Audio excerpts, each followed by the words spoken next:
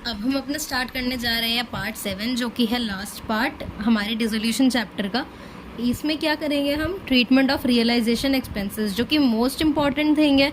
तो जैसे मैंने बताया था पिछली क्लास में कि जर्नल एंट्रीज आती ही हैं, उसमें से एक ही है रियलाइजेशन एक्सपेंसेस वाली, भी काफ़ी मेन क्राइटेरिया में ही फॉल करती है कि वो आएगी। तो अब इसमें क्या है, हमें रियलाइजेशन एक्सपेंसेस देखने हैं।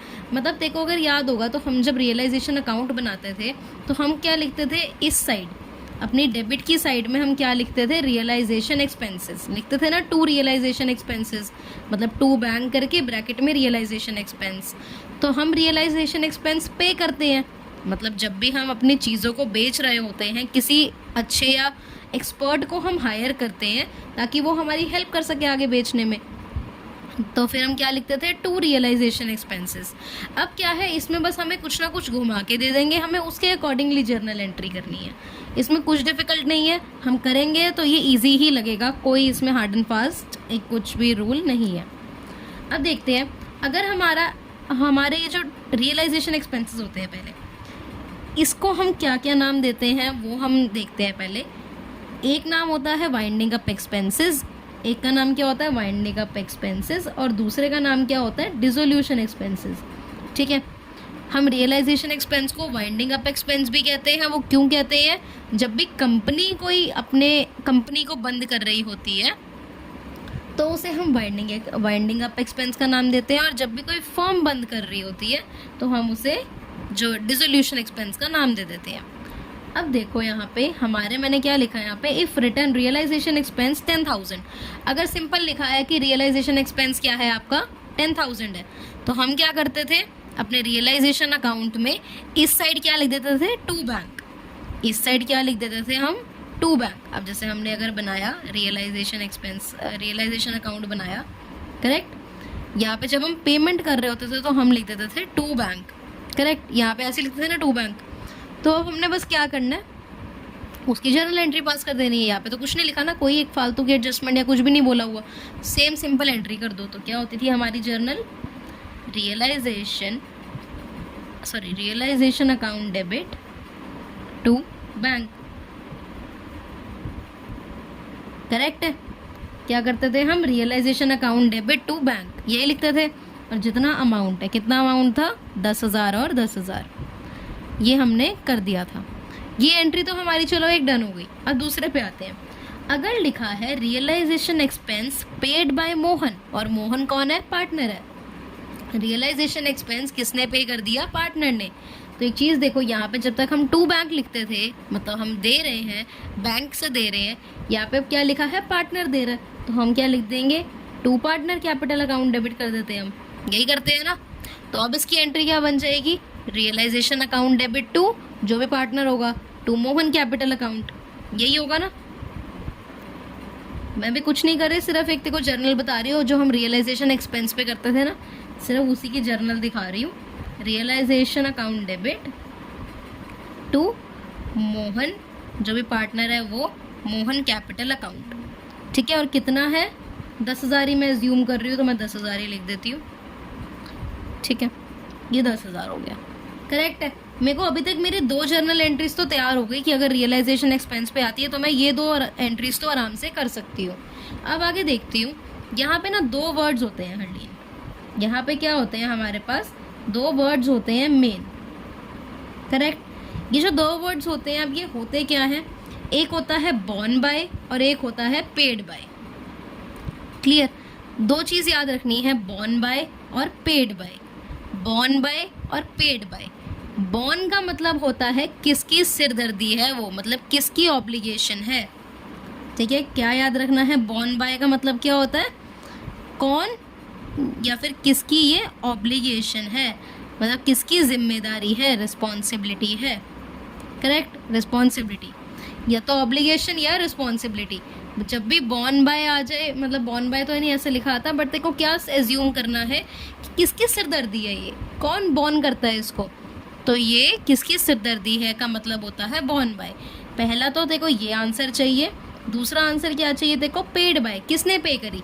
अगर मेरी सिरदर्दी थी तो क्या मैंने ही पे करी, अगर फर्म की सिरदर्दी थी तो क्या फर्म ने ही पे करी। अगर फर्म की सिरदर्दी थी तो क्या पार्टनर ने पे करी, या अगर पार्टनर की सिरदर्दी थी तो क्या फर्म ने पे करी। सिर्फ मैंने ये बताया अभी। अब क्या हमने देखना है इसमें किसकी सिरदर्दी थी और वो किसने पे कर दी। ये हमें दो चीज़ें अच्छे से ध्यान रखनी है। तो इसके लिए सबसे पहले तो वीडियो पॉज करके ये टेबल बना दो, ठीक है। ये वाला टेबल बना एग्जैक्ट, ये वाला टेबल बना वीडियो पॉज करके, ठीक है। अब मैं यहाँ पे आगे चलती हूँ कि इसका अब हमने करना क्या है टेबल का।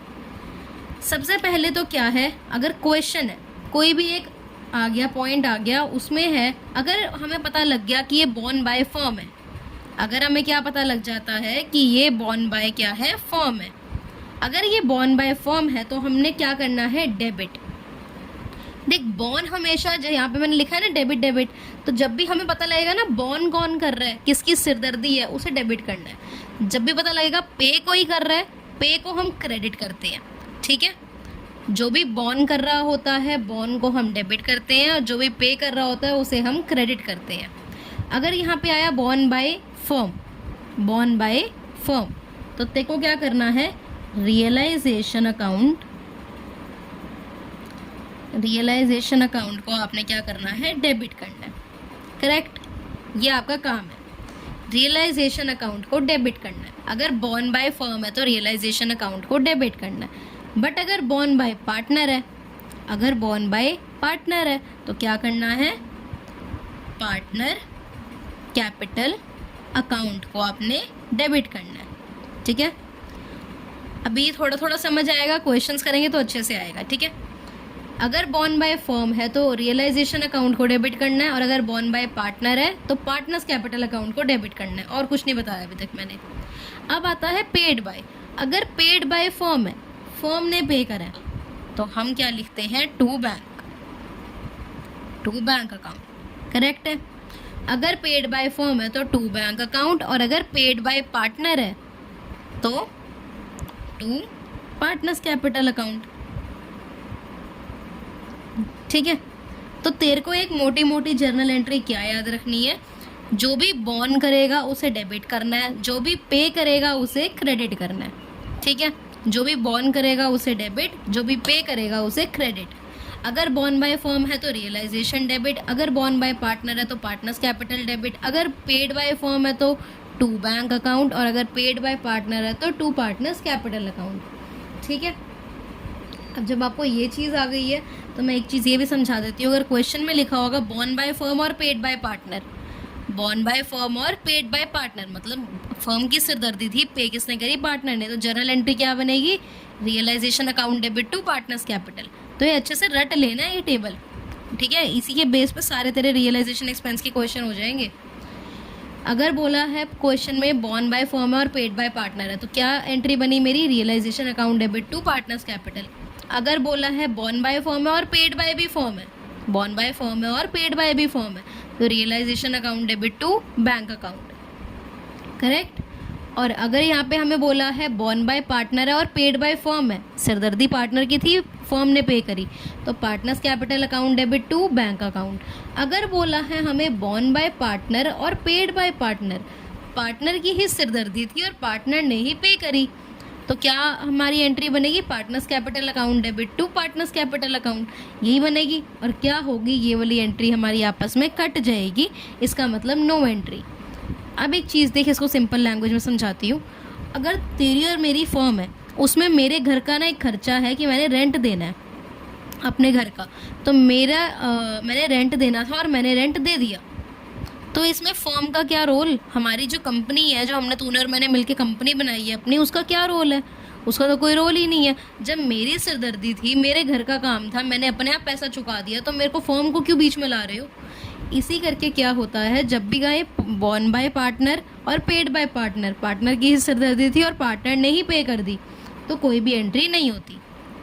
बट यही अगर बोल दे पार्टनर की सिरदर्दी थी और फर्म ने पे कर दी, तो ज़रूर एंट्री होगी। क्या होगी वो, partners capital account debit to bank account. But अगर बोल दे फर्म की सिरदर्दी थी और पार्टनर ने पे कर दी, तो realisation account debit to partners capital account. Clear है, आई होप ये अच्छे से क्लियर हो गई अब चीज़। अब यहाँ पे एक चीज़ मैंने क्या लिखी है, अगर क्वेश्चन साइलेंट है तो हम क्या एज्यूम करते हैं कि बॉर्न और पेड कौन कर रहा है? फर्म। अगर हमें क्वेश्चन में नहीं बताया हुआ कि बॉर्न कौन कर रहा है या पेड कौन कर रहा है, तो हम क्या एज्यूम करते हैं कि फर्म ही बॉर्न कर रही है और फर्म ही पे कर रही है। अब इस क्वेश्चन में देख क्या लिखा था, सिर्फ रियलाइजेशन एक्सपेंस 10,000। इसमें तो नहीं लिखा कि बॉर्न कौन कर रहा है, पे कौन कर रहा है, नहीं लिखा। तो हमने क्या एज्यूम करा कि फर्म ही बॉर्न कर रही थी इसको और फर्म ही पे कर रही है। अब इस सेकेंड क्वेश्चन में क्या था, realisation expense paid by Mohan. हमें पेड तो गिवन है, हमें पेड गिवन है, क्या हमें बॉर्न गिवन है? किसकी ऑब्लिगेशन थी ये? क्या हमें बॉर्न गिवन है कि किसकी सिरदर्दी थी? बॉर्न लिखा है कहीं पे? नहीं लिखा। तो जब हमें पता लग गया कि बॉर्न तो यहाँ लिखा ही नहीं, तो हम क्या एज्यूम कर लेते हैं कि ये बॉर्न कौन कर रहा था? फर्म। और पे किसने करी है? पार्टनर ने। तो क्या एंट्री बनती है अगर बॉर्न फर्म कर रही हो और पे पार्टनर कर रही हो? अगर फर्म बॉर्न कर रही है तो रियलाइजेशन अकाउंट डेबिट, और अगर पे पार्टनर कर रही है तो टू पार्टनर्स कैपिटल अकाउंट। तो मैंने यही वाली एंट्री करी हुई है ना, ये हमने अकाउंट से सीखी थी, ये वाली मैंने देखो टेबल से भी सिखा दी। ठीक है, अब हमारे पास ये तो डन है। अब हम कहाँ चलते हैं, अपने क्वेश्चंस पे चलते हैं कुछ जर्नल एंट्रीज करने। तो मेरे पास अभी 2 है, वैसे मेरे पास 10 हैं। ठीक है, तो मेरे पास कुछ पिक्चर्स भी है ना, तो यहाँ पे इतना लिखना मतलब मेरे को अजीब ही लग रहा था, तो इस करके मैंने 2 लिख दी स्टार्टिंग की। अब पहला क्वेश्चन क्या कह रहा है, expenses of realisation 5,000। Realisation expense कितने हैं? 5,000। क्या हमें पेड गिवन है? किसने पे करा? नहीं। क्या हमें बॉर्न गिवन है? किसने बॉर्न करा? नहीं। तो हम क्या एज्यूम करेंगे कि ये फर्म ही बॉर्न कर रही है और फर्म ही पे कर रही है। करेक्ट है इतना तो। अब यहाँ पे अब इसकी एंट्री क्या बनती है हमारी, सिंपल वाली जो हम करते आ रहे हैं रियलाइजेशन एक्सपेंस की, कि realisation account debit to bank account. Realisation account debit to bank account. Correct. और कितना अमाउंट? 5,000 और 5,000। अब यहाँ पे सेकेंड आती है हमारी expenses of realisation 3,000 paid by partner Z. Realisation expense थे 3,000 के, पे कर दिए पार्टनर ने। तो क्या हमें पेड गिवन है? किसने पे करे? गिवन है। क्या हमें बॉर्न गिवन है? किसने बॉर्न करे? नहीं गिवन। तो क्या एज्यूम करेंगे? फर्म ने बॉर्न करे। अब जब पता लग गया फर्म ने बॉर्न करे, मतलब बॉर्न कौन कर रहा है? फर्म। तो रियलाइजेशन अकाउंट डेबिट, पेड कौन कर रहा है? हमारा पार्टनर। पार्टनर कौन है? जेड। जेड पार्टनर पे कर रहा है। तो realisation account debit to Z capital account. Realisation account debit to Z capital account. ठीक है, और कितना अमाउंट आएगा? 3,000 और 3,000। ठीक है, ये तो हमारी 2 एंट्री अच्छे से हमारे पास आ गई कि हाँ ये एंट्री है। अब हम कहाँ चलते हैं, अब मैं देखो पहले एक ना चीज़ बताती हूँ, उसके बाद हम थर्ड वाली पे चलेंगे। तो यहाँ पे ना मेरा एक एग्जाम्पल है, इसे अच्छे से देखियो। तूने स्कूल की फ़ीस दी है अपनी 5,000 पर मंथ। तेरे स्कूल की फ़ीस कितनी है? 5,000 पर मंथ। ठीक है, अब जब तू स्कूल जाती है तो क्या स्कूल वाले तेरे को बोलेंगे इलेक्ट्रिसिटी बिल दो मैम, या फिर क्या दो, आप डेस्क पे बैठ रहे हो डेस्क का पैसा दो, या फिर आप पानी भर रहे हो तो वाटर कूलर का पैसा दो पानी भरने का, या फिर आप क्या हो रहा है आपका, या फिर अगर आपकी जो आप क्या कर रहे हो, आप हमारे बोर्ड को सीन कर रहे हो, हमारे बोर्ड को देख रहे हो, बोर्ड का पैसा दो। क्या ये चीज़ें हमें बोलेंगी? ये तो तू कहेगी मैं तो पागल हो गई, क्या बोल रही है। ये जो चीज़ें हैं क्या ये हमें जो हमारे स्कूल वाले हैं वो बोलते हैं पे करने के लिए? तू कहेगी मैं इन चीज़ों का पैसा क्यों भरूं, मैंने तुम्हें फ़ीस दे तो दी है, हर महीने की दे तो रही हूँ, तो उसी में तो सब इंक्लूडेड आता है ना। तो फिर इसका मतलब यही हुआ कि हमारे पास जब सब कुछ हमने एक बार ही दे दिया है, ठीक है, जब हमने एक अमाउंट पहले ही दे दिया है तो हम फालतू की चीज़ों का पैसा अब नहीं भरेंगे। जो तुम्हारी सिरदर्दी है, तुमने मैं हमसे पैसा ले लिया एक महीने का, अब ये वाली थोड़ी हम भरेंगे, तुम्हारे इलेक्ट्रिसिटी बिल वगैरह ये थोड़ी हमारी सिरदर्दी है। डन। इतना तो ये नॉर्मल चीज़ है, ये तो समझ आता ही है। अब क्या होता है देख, अगर मैंने क्वेश्चन में क्या बोला, मैंने बोला तेरे को कि बिजनेस सेल कमीशन या रेम्यूनरेशन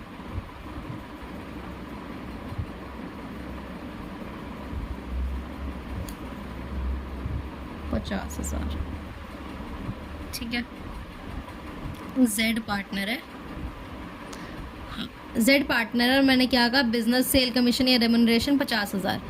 मैंने कहा क्वेश्चन में कि जो जेड है उसको कमीशन या फिर क्या लो रेम्यूनरेशन कितनी दे रही हूँ मैं, 50,000 की दे रही हूँ। जब मैंने बोल दिया मैं जेड को कमीशन या रेम्यूनरेशन 50,000 की दे रही हूँ, तो इसका मतलब क्या हुआ Harleen, Z is to bear all expense on realisation.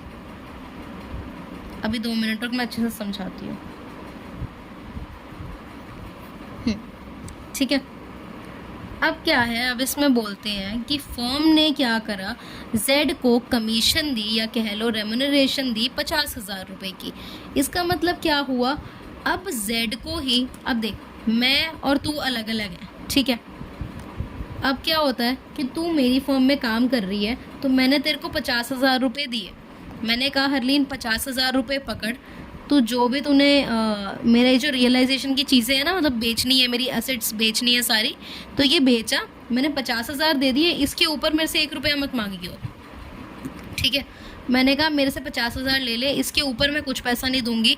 जो भी तेरा उसमें खर्चा आए, जो भी तेरा रियलाइजेशन में खर्चा आए, मतलब एसेट्स को ठीक भी तो करवाएगी ना बेचने से पहले, कुछ ना कुछ तो उसमें रिपेयर भी करवाएगी, या फिर कुछ ना कुछ उसका ट्रांसपोर्टेशन का खर्चा आएगा, या कोई ना कोई और खर्चा होगा। तो वो जो भी खर्चे हैं वो तेरे, मैं तुझे 50,000 दे रही हूँ, तो बाकी इसके बीच के जो भी खर्चे आएंगे वो तेरे। अब मेरी सिरदर्दी नहीं है कोई। जैसे ये एग्जाम्पल में बताया, तो जैसे स्कूल को कहती है कि मैं 5,000 आपको पर मंथ दे रही हूँ, तो ये वाले खर्चे हमारे नहीं हैं, ये आपके हैं। सेम मैं क्या कह रही हूँ कि मैंने तेरे को 50,000 दिए, तो जो मर्जी कर, जैसे मर्जी से यूज़ कर, चाहे तेरा इसमें से खर्चा 10,000 क्यों ना बैठे, मैंने अपने हिस्से से 50,000 दे दिए। जितना कम लगे जितना ज़्यादा लगे वो तेरी ड्यूटी है। मैंने ये 50,000 से वापस नहीं मांगूंगी कि हाँ कुछ बच गया तो वापस दे दे, नहीं मांगूंगी। मैंने देखो अपने एंड से दे दिए, अब तूने इसका जैसे मर्जी यूज़ करना है कर, बट इसको बेच दे चीज़ों को, करेक्ट। अब इसका मतलब ये समझ आ गया मैंने क्या लिखा था, Z is to bear all the expenses on realisation. जो भी रियलाइजेशन के टाइम पे खर्चे आएंगे, चाहे ट्रांसपोर्टेशन के, चाहे रिपेयर के, चाहे जिस मर्जी के, वो जेड ही बियर करेगा, ठीक है। बट इतना ध्यान रखना है, जेड के जो पर्सनल एक्सपेंसेस होंगे ना, कि जो जेड के घर का खर्चा है या कुछ भी है, तो पर्सनल एक्सपेंसेस को हम हमेशा इग्नोर करते हैं। जैसे मैंने ये बताया, अगर बॉर्न बाय फर्म और पेड बाय, मतलब बॉर्न बाय पार्टनर और पेड बाय पार्टनर है तो हम उसे इग्नोर करते हैं। तो सेम एज हम इसको भी इग्नोर करते हैं अगर कोई भी पार्टनर का पर्सनल एक्सपेंस है। मतलब अगर उसके घर का खर्चा है, उसके घर पर राशन डालना है, तो फर्म थोड़ी ना डालेगी आके। तो इन चीज़ों को हमें क्या करना होता है, इग्नोर करना होता है, ठीक है। तो अब मैं तेरे को क्या दिखाती हूँ, अब थर्ड पार्ट दिखाते हैं। उससे देखो बहुत इजीली अब समझ आएगा क्योंकि मैंने एग्जांपल समझा दिया ना। तो यहाँ देखते हैं, Z मतलब X, a partner agreed to take over the responsibility of completing dissolution work at an agreed remuneration of 5,000। एक एक्स पार्टनर है, वो क्या कहता है, मैं सारे डिसोल्यूशन के एक्सपेंसेस बियर कर लूँगा, तो मुझे 5,000 की रेमुनरेशन दे दो, मतलब तुम मुझे 5,000 रुपये दो, मैं बाकी सारा खर्चा अपने आप कर लूँगा। जो भी इसमें खर्चा बैठेगा ना एसेट्स बेचने में, मैं कर लूँगा अपने आप। And to bear all realisation expenses, जो भी एक्सपेंसेस होंगे मैं उसे बियर कर लूँगा।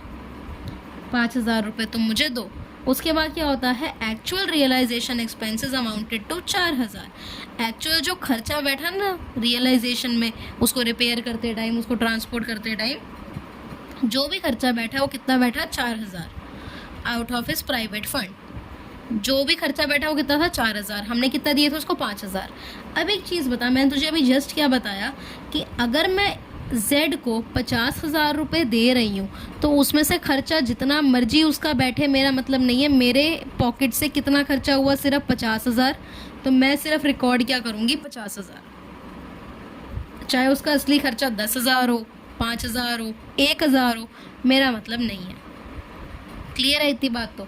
तो हमारे लिए ये जो actual realisation expenses amounted to 4,000 वगैरह, ये वाली लाइन है ना, ये हमारे लिए इस क्वेश्चन में अब मैटर नहीं करती। क्यों? क्योंकि हमने तो अपनी जेब से 5,000 दे दिए ना। अब खर्चा जितना मर्जी का भी हुआ हो, उसको 4,000 हुआ हो, 3,000 हुआ हो, हमारा क्या मतलब। तो इसकी एंट्री क्या हो जाएगी, नॉर्मल। हमारी नॉर्मल रेम्यूनरेशन देने की एंट्री क्या होती है, जो भी रियलाइजेशन के लिए एक्सपेंस देते हो तुम, उसकी एंट्री क्या करते हो, रियलाइजेशन अकाउंट में इस साइड क्या लिखते हो, टू बैंक लिखते हो अगर बैंक से दे रहे हो। बट अगर पार्टनर को दे रहे हो, जैसे एक्स को दे रहे हैं इसमें, तो हम क्या लिखते हैं, टू पार्टनर्स कैपिटल लिखते हैं। करेक्ट, यही करते हैं ना। तो अब इसमें क्या है, पार्टनर्स है, पार्टनर है यहाँ पे गिवन, तो हम क्या करेंगे, realisation account debit to partner capital account. तो realisation account debit to X capital account. ठीक है जी। और कितना खर्चा बैठा है हरलीन, हमारा जो खर्चा है वो है 5,000। जो फर्म का खर्चा होगा सिर्फ वही रिकॉर्ड होगा। फर्म ने अपनी जेब से 5,000 निकाल के दे दिए, अब उसमें से तुम 4,000 लगाओ, तुम 6,000 लगाओ। तुम 6,000 लगाओगे तो मतलब अपनी पॉकेट से भी लगा रहे हो कुछ, तुम 2,000 लगाओ, 3,000 लगाओ, हमारा मतलब नहीं है। हमारे से जितना पैसा गया हमने उसे रिकॉर्ड कर लिया। ठीक है, ये वाला समझ आया। अब आगे चलते हैं फोर्थ पॉइंट पे। Realisation expense amounted to 20,000 were paid by firm on behalf of a partner Z. ठीक है, अब देखो रियलाइजेशन एक्सपेंस है कितने के, पहले तो हम लिखते रहते हैं। 20,000 के हमारे क्या है, एक्सपेंस है। पेड बाय फर्म, तो पेड बाय क्या है, फर्म है। पेड कौन कर रहा है, फर्म कर रहा है। On behalf of partner Z. अब आ गया ऑन बिहाफ ऑफ, मतलब किसका खर्चा था, ये खर्चा था पार्टनर का, मतलब ये बॉन्ड कौन कर रहा था, बस इसमें इंग्लिश समझनी है।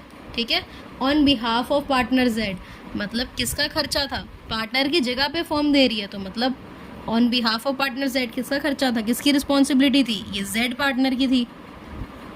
करेक्ट। अब देख मेरी यहाँ पे तो पूरी एंट्री बनी रही है ना सामने सामने। मैंने क्या बताया था, बॉर्न बाय जो भी करता है उसको डेबिट करते हैं और पेड बाय जो भी करता है उसे क्रेडिट करते हैं। तो बॉर्न बाय पार्टनर है तो पार्टनर को डेबिट करो, पार्टनर कौन है, जेड है, तो Z capital account debit to. अगर पेड बाय फर्म होता है तो हम क्या लिखते हैं, मैं तेरे को दिखा देती हूँ। बॉर्न बाय पार्टनर है और पेड बाय फर्म है, करेक्ट। तो यहाँ देख, बॉर्न बाय पार्टनर तो मतलब partner capital account debit, paid by firm, paid by firm, borne by partner, paid by firm, partner capital account debit to bank account. तो यहाँ पे क्या हुआ, पार्टनर कैपिटल अकाउंट डेबिट कर दिया टू बैंक अकाउंट। कितना अमाउंट था हमारा, ये 20,000 था। I hope it is very much clear. ठीक है, वरना ये एक बार दोबारा थोड़ा सा देख, टेबल अच्छे से समझ, ये इजीली क्लियरली समझ आ जाएगा तुझे। ठीक है, अब यहाँ पे मैं देखो एक चीज़ समझाती हूँ, एक सेकंड दे बस मुझे।